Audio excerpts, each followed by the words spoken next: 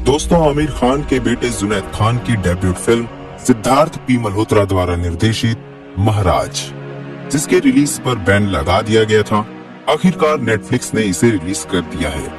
Film उन सत्य घटनाओं पर आधारित है जिसके कारण सन 1862 में महाराज मानहानि केस पर बॉम्बे सर्वोच्च न्यायालय में बहस हुई थी। फिल्म में महाराज का रोल प्ले कर रहे जयदीप अहलवाल और जुनैद की जबरदस्त परफॉर्मेंस तो देखते ही बनती है। तो दोस्तों, और देरी न करते हुए फिल्म की कहानी की तरफ बढ़ते हैं। शुरू करते हैं महाराज।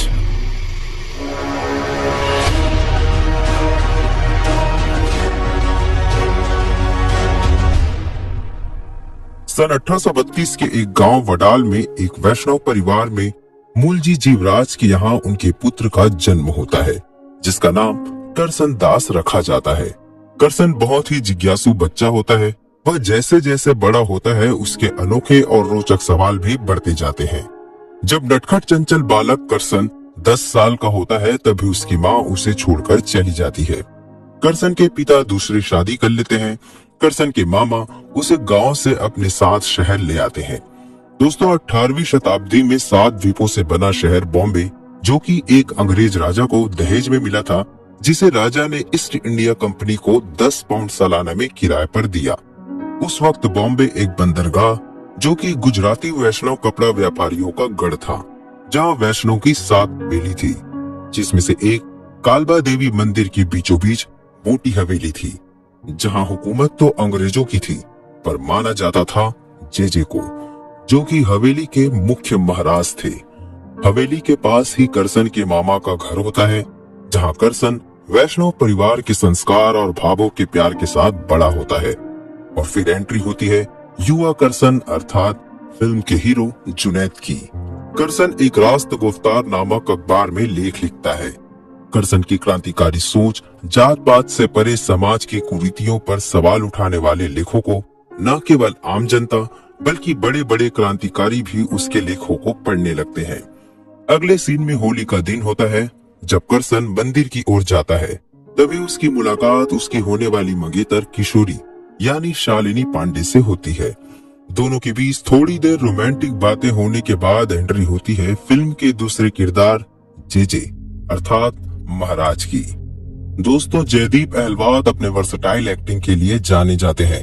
महाराज के रोल में भी वे काफी दमदार लग रहे हैं। सबसे पहले महाराज मंदिर में कृष्ण लला को रंग लगाते हैं और फिर नाच गाने के साथ होली का उत्सव मनाया जाता है।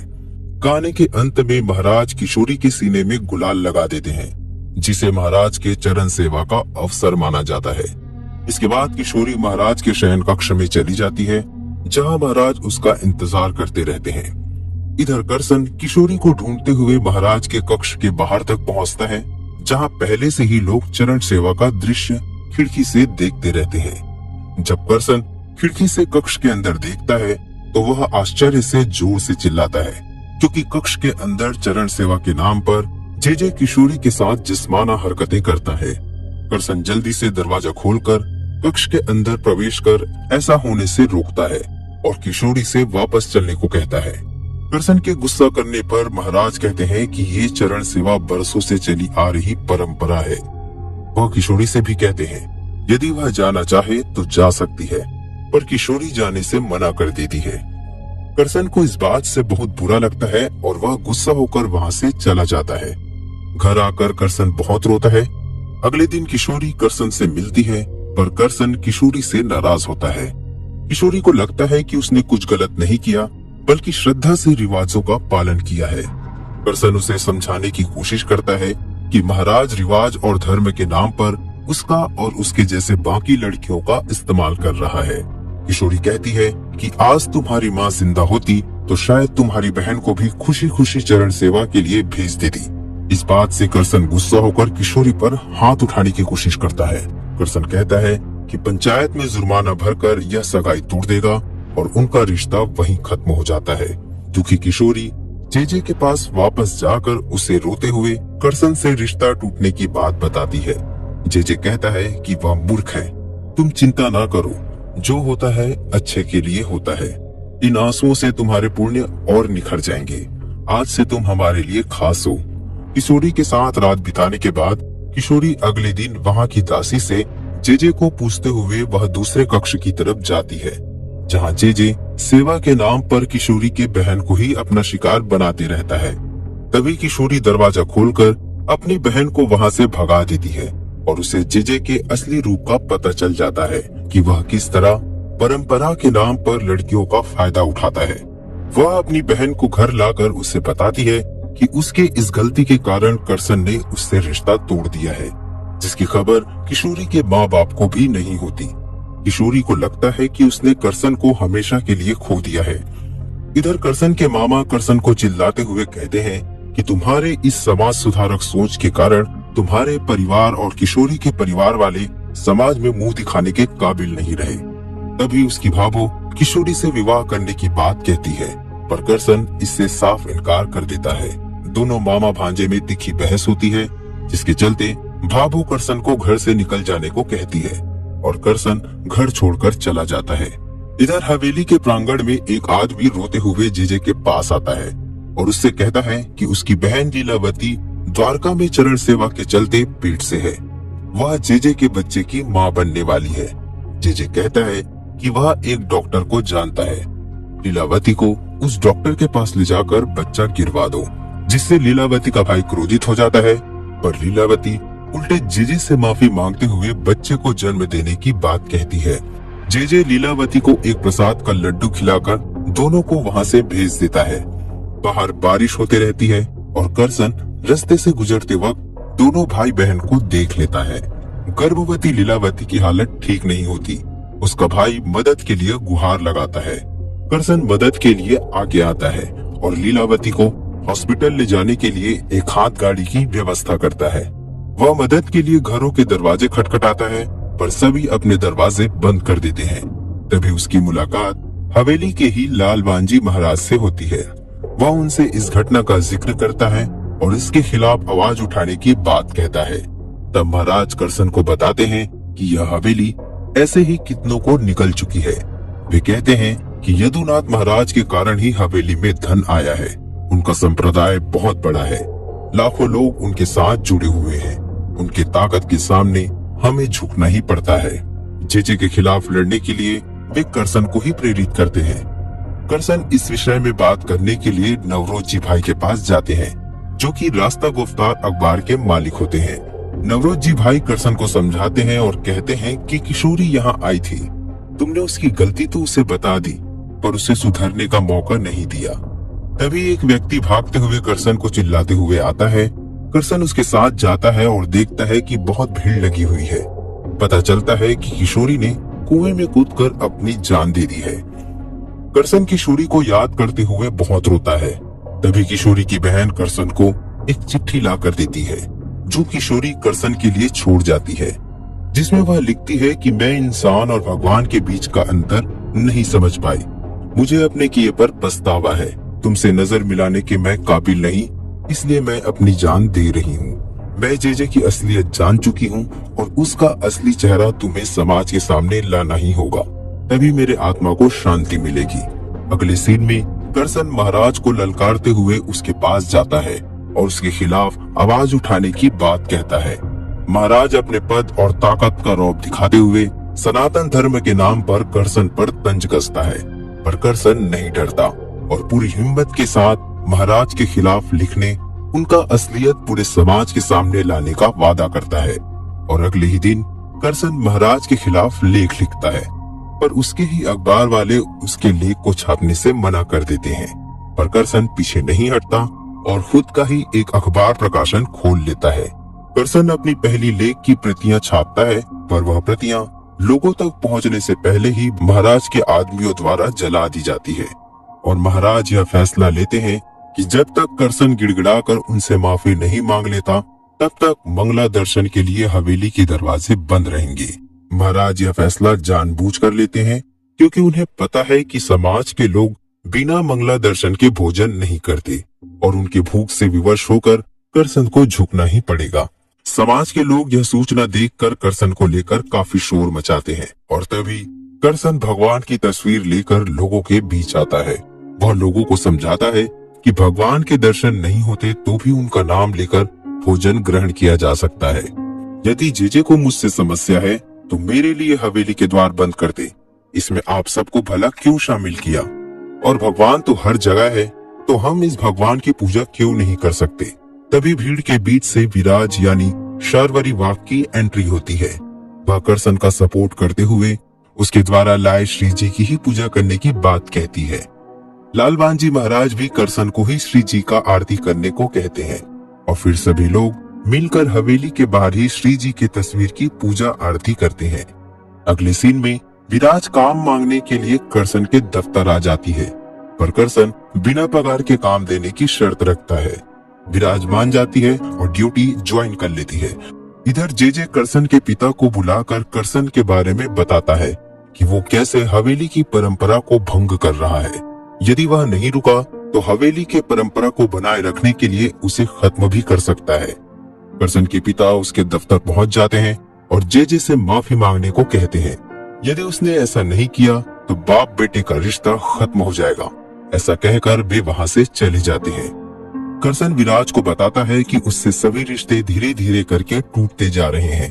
तभी विराज कहती है कि वह शुरू से ही करसन को पसंद करती है और किशोरी के बारे में जानने के बावजूद उससे शादी करना चाहती है, पर फिलहाल करसन अपने लक्ष्य से भटकना नहीं चाहता और वह इस बात को टाल देता है। इसके बाद एक बढ़िया गाना चलता है जिसमें विराज करसन के साथ एक हैप्पी मैरिज लाइफ बिताने का सपना देखती है। गाना खत्म होने के बाद एक सीन आता है जिसमें करसन बड़े ही चालाकी से अपने अखबार को बाजार तक पहुंचाता है और आखिरकार उसके लेख जन जन तक पहुंच ही जाता है। यह बात जेजे तक पहुंचती है और वह बड़े ही शांत दिमाग से करसन पर सीधे वार करने के बजाय कोर्ट में करसन के खिलाफ 50,000 का मानहानि का केस कर देता है। करसन के पास ना तो जेजे के खिलाफ कोई सबूत, कोई गवाही नहीं होता और ना ही खोने के लिए कुछ होता है। वह कहता है अगर केस हार भी गया तो वह जेल में ही जेजे के खिलाफ लिखेगा। तभी दफ्तर में भाटिया समाज के लोग आते हैं जो जेजे के खिलाफ गवाही देने के लिए तैयार होते हैं। अगले दिन करसन जेजे के पास अपने वकील को लेकर आता है और वह बताता है कि वह केस लड़ने को तैयार है। इधर जेजे भी अपने फैसले पर अडिग होता है, परंतु करसन की परेशानी तब बढ़ जाती है जब जेजे के धमकी से भाटिया समाज के लोग गवाही देने से मना कर देते हैं। जेजे इस बारे में लेख लिखने के लिए जा ही रहा होता है, तभी वह देखता है कि जेजे के आदमी उसके प्रेस पर आग लगा देते हैं, जिससे करसन और विराज बहुत दुखी और परेशान हो जाते हैं। अगले सीन पर हवेली की वौजी तेजपाल के घर करसन से मिलने आती है और उसे एक पता देती, कहती है इस पते में तुम्हें जेजे के खिलाफ एक गवाही मिल जाएगा। करसन और विराज बताए हुए पते को ढूंढते हुए एक झोपड़ी पर पहुंच जाते हैं। वहां उसे वही भाई और बहन मिलते हैं जो पिछले बार उसे रास्ते से गुजरते वक्त वो लड़की जो गर्भवती थी और उसका भाई जो मदद के लिए गुहार लगा रहा था। वह अपना परिचय देते हुए बताते हैं कि उस रात 2 लोग आए और हमें हवेली के अंदर ले गए, जहां हवेली के वौजी ने लीलावती को नमक पानी पिलाकर उल्टी करवाई, क्योंकि जेजे ने बच्चा गिराने के लिए लीलावती को धतूरे का लड्डू खिलाया होता है। हवेली की वौजी अपने दायरे में रहते हुए जेजे के खिलाफ इस लड़ाई में करसन के साथ होती है। सुनवाई में वक्त होने की वजह से उन भाई बहनों को जो जेजे के खिलाफ एकमात्र गवाही होते हैं, उन्हें किसी सुरक्षित जगह ले जाया जाता है। तभी दोस्तों मन को प्रफुल्लित कर देने वाला सोनू निगम की आवाज में एक बहुत ही सुंदर कृष्ण भजन चलता है। कृष्ण जी की कृपा से करसन पहले जिस अखबार में काम करता था, अब उसी प्रेस में उसके लेख छापने की अनुमति उसे मिल जाती है। कहानी आगे बढ़ती है और करसन को जेजे के पर्सनल डॉक्टर की एक चिट्ठी मिलती है। अगले सीन में जेजे करसन को अपने कक्ष में बुलाता है और कहता है कि अभी वह अकेले में भी उससे माफी मांग लेगा तो वह केस वापस ले लेगा, पर करसन तो करसन है, वो भला कहाँ झुकने वाला। वह जेजे का यह प्रस्ताव ठुकरा देता है, पर करसन की परेशानी तब और बढ़ जाती है जब वह गर्भवती लीलावती को जेजे के कक्ष में देखता है। जेजे कहता है कि उसने कल सुबह ही अपने ही खास नौकर के साथ उसका विवाह कराकर उसके बच्चे को उसके पिता का नाम दे दिया है। उसके भाई के बारे में पूछे जाने पर जेजे कोई उचित जवाब नहीं देता। अब करसन के पास केस लड़ने के लिए ना तो कोई गवाह होता है और ना ही कोई सबूत, और आ जाता है सुनवाई का दिन। जेजे अपने पूरे ठाट बाट और समाज के लोगों द्वारा किए गए भव्य स्वागत के साथ कोर्ट में प्रवेश करता है। कोर्ट में जेजे न तो कटघरे में जाते हैं और ना ही गीता पे हाथ रखकर कसम खाते हैं।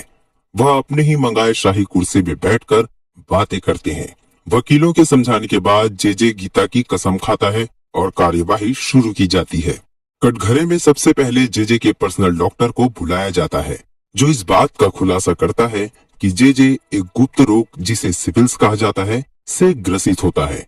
डॉक्टर बताते हैं कि यह रोग एक से ज्यादा महिलाओं से संबंध बनाने के कारण होता है। डॉक्टर जेजे को ऐसा करने से मना भी किया होता है। डॉक्टर बताते हैं कि कुछ स्त्रियों को उन्होंने उनके पास गर्भपात कराने के लिए भी भेजा था, पर डॉक्टर ने उन्हें वापस भेज दिया। वकील द्वारा जेजे से इस बारे में पूछे जाने पर वह इन बातों को घुमाकर डॉक्टर को गलत साबित करने की कोशिश करता है। फिर कटघरे में जेजे के खास नौकर को बुलाया जाता है, जिसकी शादी उसने गर्भवती महिला लीलावती से कराई होती है। वह कहता है कि लीलावती से मेरी शादी 7 महीने पहले से ही हो गई थी।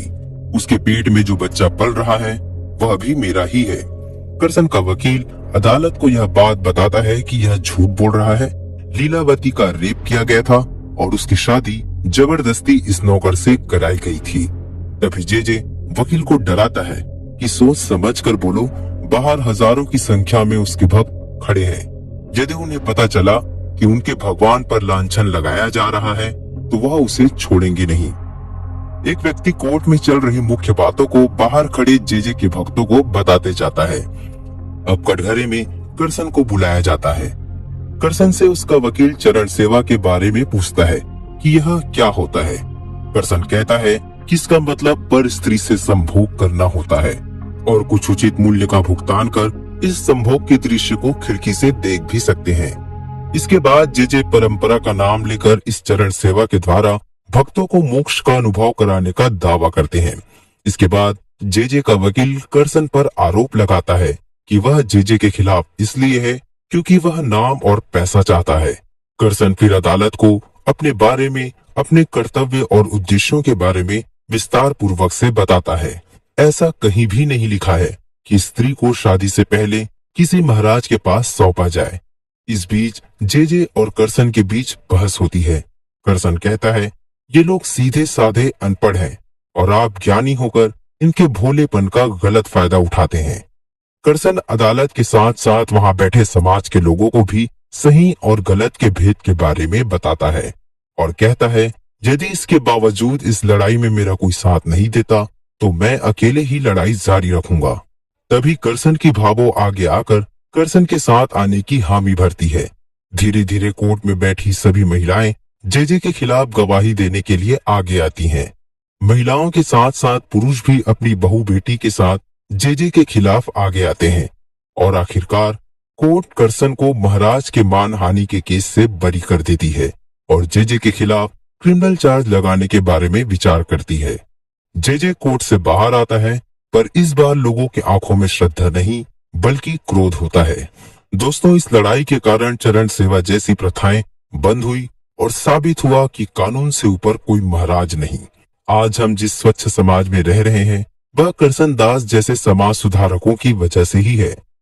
दोस्तों, मैं न्यूज तो ज्यादा देखता नहीं, पर पूरी फिल्म देखने के बाद मुझे ये समझ नहीं आया कि इस फिल्म के रिलीज पर क्यों आपत्ति जताई गई थी। यदि आपको पता हो तो प्लीज नीचे कमेंट बॉक्स पर जरूर बताएं। यदि आपको हमारी ये एक्सप्लेनेशन पसंद आई हो तो वीडियो को लाइक और चैनल को सब्सक्राइब करना ना भूलें। तब तक के लिए धन्यवाद। फिर मिलेंगे एक और नए फिल्म की कहानी के साथ।